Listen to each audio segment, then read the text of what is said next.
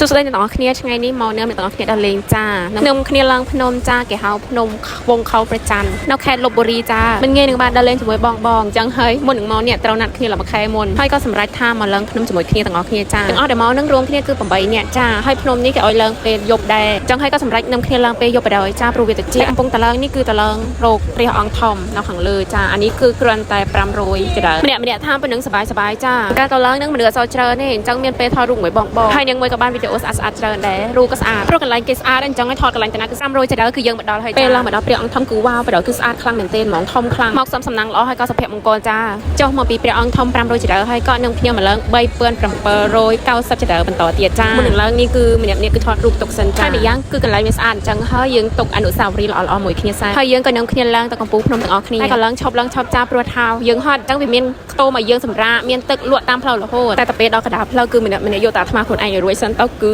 ហត់ខ្លាំងមែនទែនតែគឺយើងបានតាំងចិត្តហើយអញ្ចឹងហើយមកដល់ទីបញ្ចប់យេទីបញ្ចប់ក៏មកដល់ចាតែទៅពេលទៅដល់ហើយគឺអស់ភាពតែថាយើងហត់ណាគឺនៅខាងលើគឺត្រជាក់ស្លាប់ខ្យល់មកគឺយើងនៅលើភ្នំ3790ចដៅអញ្ចឹងហើយគឺអរគុណបងដែលបាននៅមកសប្បាយចិត្តមែនទែនហើយនៅខាងលើមើលមកខាងក្រោមគឺស្អាតខ្លាំងមែនទែនការឡើងទៅនឹងម៉ោង2យប់ចាតែត្រឹមបានចុះមកម៉ោង7:08ភ្លឺចានឹងមួយក៏ដឹងថាត្រូវតឡើងភ្នំសង្ហាពាក្យខជើងវែង